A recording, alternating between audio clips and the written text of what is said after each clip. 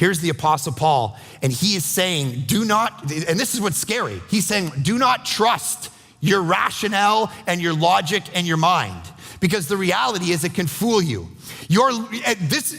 What's weird about this is you and I, as we sit here right now, all that we do, all that we trust to is our mind and our rationale and our reason and our Sophia. All right, that's what we believe in. We believe in Sophia, we believe in wisdom, we believe in intellect, we believe this is the answer to everything. And Paul's about to say, do you know you actually can't trust it sometimes, which is scary for us because it's all we know. But you know that 500 years ago, we thought the sun actually revolved around the earth, right? You know that we used to think that the earth was flat. We used to think that California was an island and it was not connected to the mainland. There's a whole bunch of things that we used to think as people. And over and over and over again, we've had to adapt. And so what Paul is saying, be very careful to try to answer metaphysical questions using your intellect, because listen, if you're someone who says, I believe I'm gonna figure out the question of God simply using my reason and my rationale. The problem is, over and over and over again, you've been wrong. And through history, people have never come at the question of God like that. It's very new, it's very post-Enlightenment, 200 or 300 years old, that you and I would think, if we can't understand something, it might not be true. Charles Taylor talks about this in his book, A Secular Age. He says, when it comes to the issue of suffering, all through history, people would recognize, I don't know enough to understand how there might be suffering in the world. So you look at Habakkuk, you look at Job, you look at Plato, you look at Socrates. These guys are writing and they're like, you look at suffering, I can't figure out. It doesn't mean like we think, hey, there's suffering that I can't figure out, therefore there's no God. The only people who ever started doing that was over the last few hundred years when we trusted to our intellect so much that we thought we could figure out suffering. We thought we could figure out every moment of suffering. And Charles Taylor says, be very careful, because you look back at the ancients, they say, well, if there's suffering in something I can't figure out, it doesn't mean that God doesn't exist. It means that I must not be smart enough. But what's happened to us is the intellect has become our God. And the reality is you got to understand there are times where you need to be humble and go, I don't actually, C.S. Lewis, who was an atheist and came to believe in Christ, he was a naturalist and atheist, and here's what bugged him.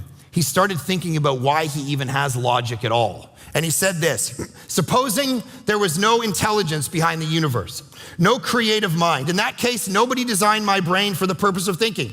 It is merely that when the atoms inside my skull happen for physical or chemical reasons to arrange themselves in a certain way, that gives me as a byproduct the sensation I call thought. But if so, how can I trust my own thinking to be true?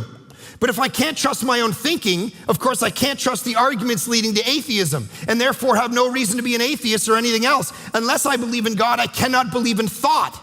So I can never use thought to disbelieve in God. If my mental processes are determined wholly by the motions of atoms in my brain, I have no reason to suppose that my beliefs are true, and hence I have no reason for supposing my brain to be composed of atoms.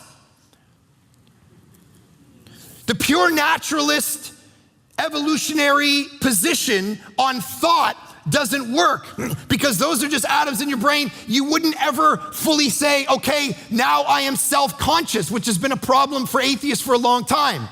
And so what we've got to understand is we can't come at this question and say, we've done some intellectual work, ergo, there is no God. Darwin figured out that we are connected to animals, ergo, there's no such thing as God. That literally is a violation of a sphere. The world of physics and science cannot ask the question of a metaphysical entity.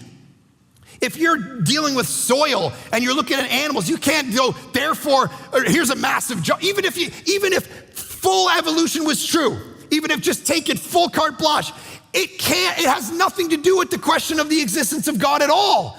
It's silly, and this is why people critique people like Dawkins and Hitchens all the time, because they're saying they're doing physics work, and then they're asking the question of metaphysics. And this is what Immanuel Kant and the Apostle Paul are saying, very, very careful to trust to eloquent wisdom, because it will let you down.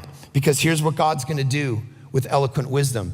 He says, for Jews demand signs and Greeks seek wisdom. All right, again, says this, Sophia. We seek that, but here's the problem with it. Verse 19, for it is written, I will destroy the wisdom. Oh. I will destroy the wisdom of the wise, and the discernment of the discerning I will thwart. That's what's terrifying. You can't trust your reason, man. There's actually deeper realities to the universe than you can get to through using your brain.